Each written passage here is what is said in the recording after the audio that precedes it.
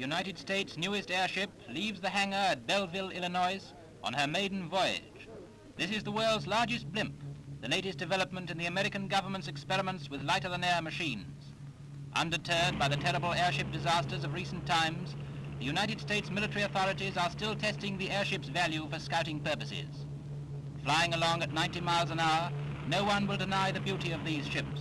But are they safe? That question remains to be answered.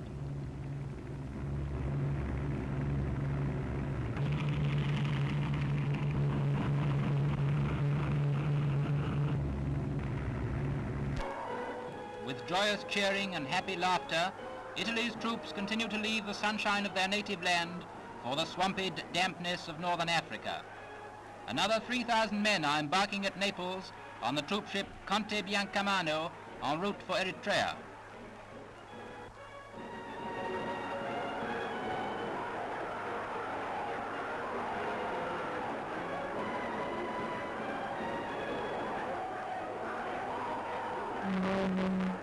With them goes General Terruzi, commander of the Fascist Militia, key man of Mussolini's war machinery.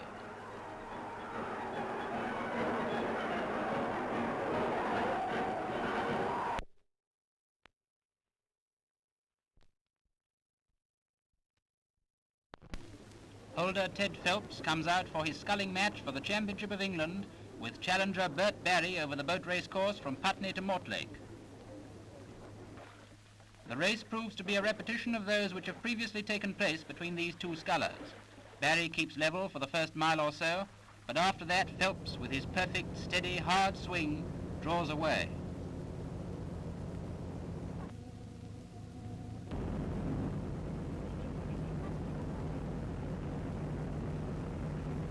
At Hammersmith Bridge, Phelps is leading by about 5 seconds.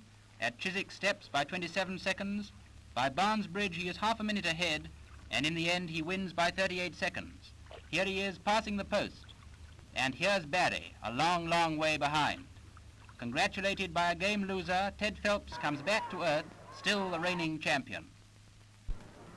The famous Dunkery Beacon, the 1,700 feet high landmark in Somerset, has been given to the National Trust.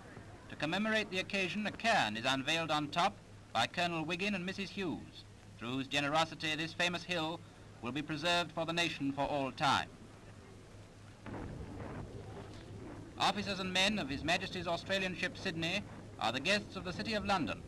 Headed by their captain, they march to the Guildhall to be welcomed by the Lord Mayor.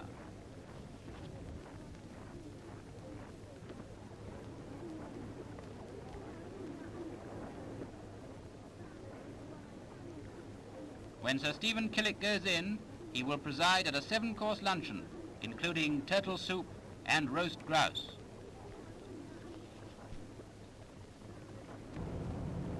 Poole Harbour in Dorset is the scene of the 50-mile British Motorboat Championship.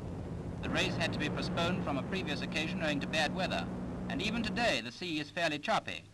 Driving along at anything from 30 to 40 knots, the competitors have a pretty bumpy time. Rounding the Mark Buoy is the big thrill of motorboat racing, demonstrating the amazing control these racers have over their frail-looking craft. Even flat out, they can turn in their own length.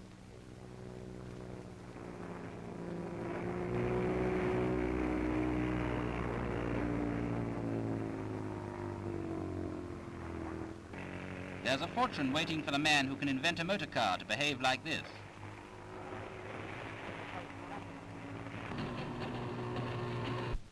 A military wedding at St. Paul's Church, Knightsbridge. The bridesmaids in white satin, a page boy in old military uniform, but not walking like a soldier. The bride is the Honourable Vanda Vivian, and the groom is Mr. Philip Clement Bridgewater.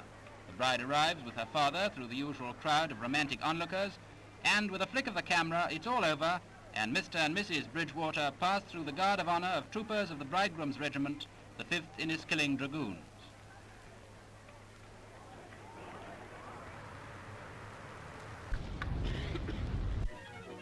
On the Pacific coast of America, the salmon are running, and fishermen gather for the annual Salmon Derby, a real fisherman's paradise, for here is the greatest salmon fishing ground in the Pacific. Here's a catch. Watch him pull it in. Each fisherman is accompanied by a judge who waves a red flag when his man hooks a salmon. Who wouldn't be proud of a catch like this? And now President Hay of the Port Angeles Salmon Club congratulates the winner. To celebrate an event of this kind, it is customary for us to baptize the champion Pacific Coast fisherman. We baptize thee, brother, in the name of the fisherman. All right,